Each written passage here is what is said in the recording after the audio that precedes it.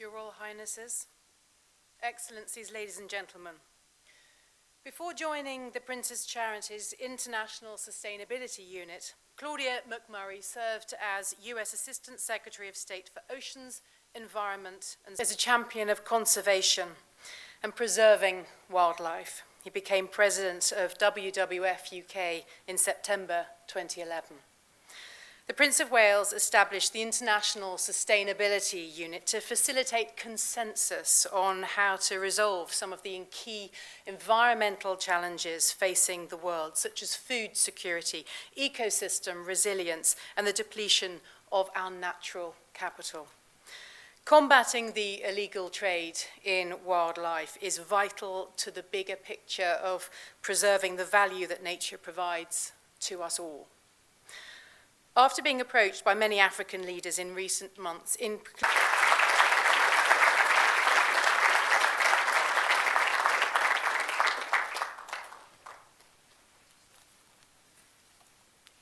Secretary of State, Ministers, Your Excellencies, ladies and gentlemen, I am enormously grateful to you all, I must say, for taking the trouble to attend this unbelievably important meeting, as I know that some of you have traveled tremendously long distances and may very well be suffering from some appalling jet lag or other, for which I must say I have nothing but enormous sympathy.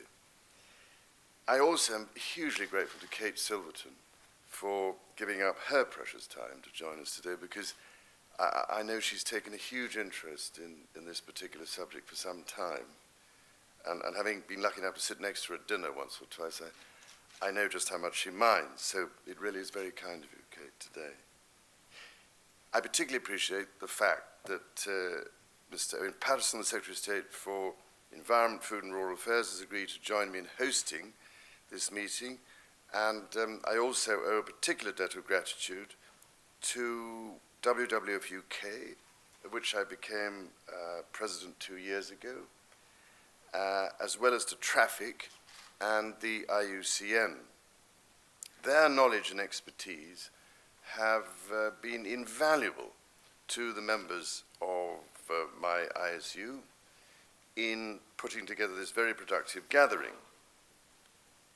And listen to the fact that my eldest son is here today as well, in order to support his aging father, is hugely appreciated, as I know that his knowledge of, and indeed love for, Africa and its wildlife and its people has not only helped him to understand why this gathering is so important, but has meant that he has already been much involved in the field of conservation with, for instance, the Tusk Trust, of which he's patron, and indeed other organizations.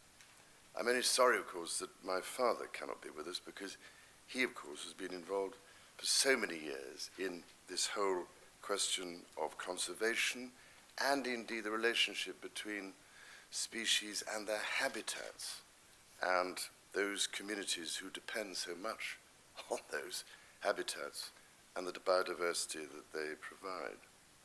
So, ladies and gentlemen, we come together today to find tangible ways to combat the explosion of trafficking in wildlife that has been occurring in recent years. And in this room, we have brought together many of the key countries engaged in this battle, along with non-governmental and multilateral experts, and of course private sector representatives. In convening this particular group, we sought the expertise not only of wildlife conservationists, but also of those with experience in fighting organized crime and promoting national security. And it is particularly important at this crucial time to recognize that illegal trade in wildlife is a serious crime that is not only decimating critically endangered species, but is also a pervasive instrument in destabilizing economic and political security. Finding a solution will require people from many different sectors to work together. I would like, if I may, just to take a moment to review what has brought us here.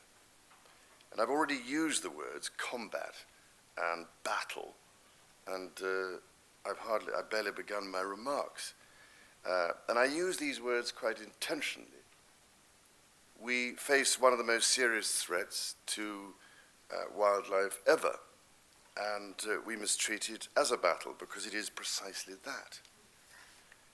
Now, many of you in this room, I know, come from organizations and agencies that are operating in the front line of this battle, and I am full of admiration for your heroic, indeed heroic efforts in an increasingly dangerous situation.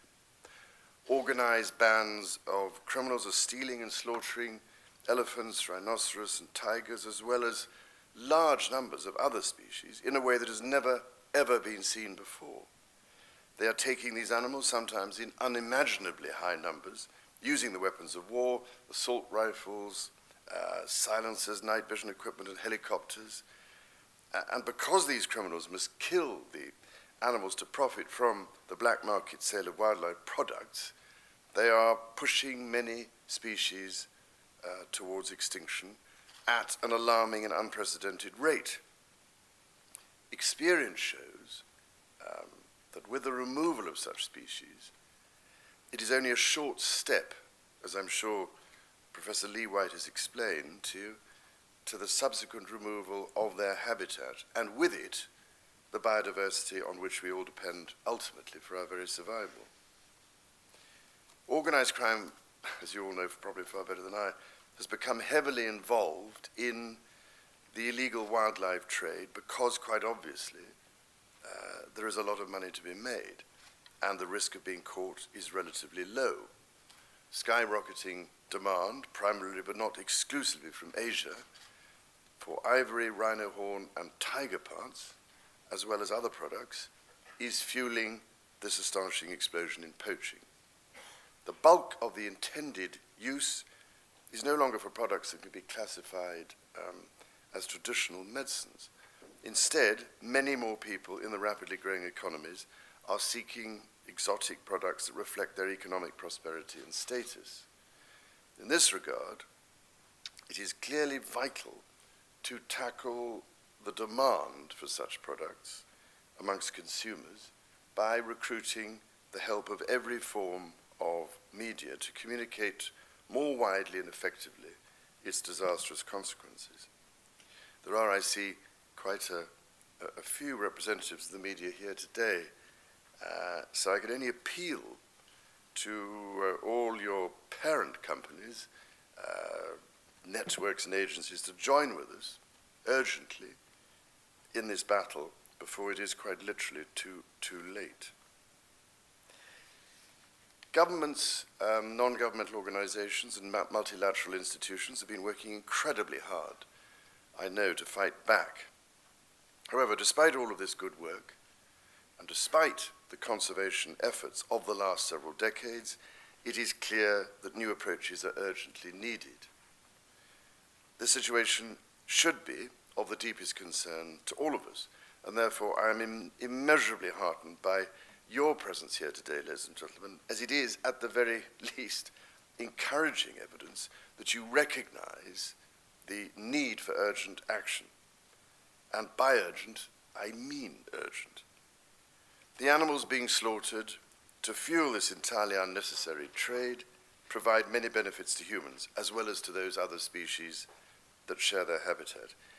It is surely unthinkable that these creatures, which have roamed the planet for thousands, if not millions of years, could disappear completely within a decade or even less.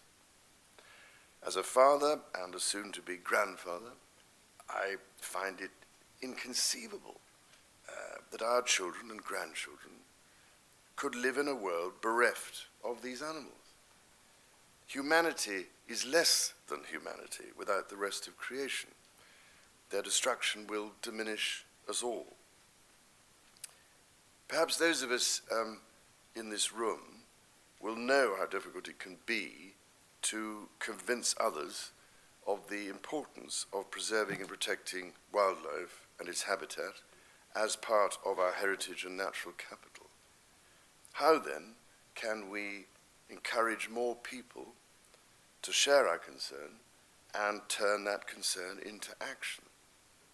Well, first of all, perhaps we need to make it clear that the threat to wildlife has also become a threat to the rule of law and to global stability.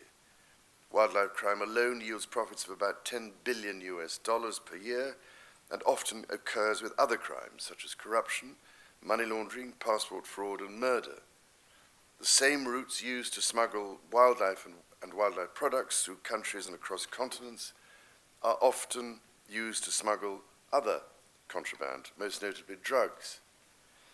When the illegal trade in wildlife is coupled with crime involving timber, the illegal trade in flora and fauna is ranked as the fourth biggest transnational crime, with a value of $17 billion, just behind trafficking in weapons, drugs, and people. Increasingly sophisticated, well-financed groups are now doing the poaching, which means it really has become a form of trafficking. In some cases, rebel militias are killing elephants, and when park rangers try to protect the animals from assault, they are often killed too. Equally disturbing, the profits from wildlife trafficking have in some cases been traced to terrorist groups. So these are not the local poachers operating alone that countries encountered just a few years ago. Secondly, wildlife trafficking directly threatens economic security. Those who work in tourism, a vitally important industry for many countries, or as park rangers, as well as many other related occupations, depend on healthy populations of wildlife. Their livelihoods are now threatened directly by rampant poaching.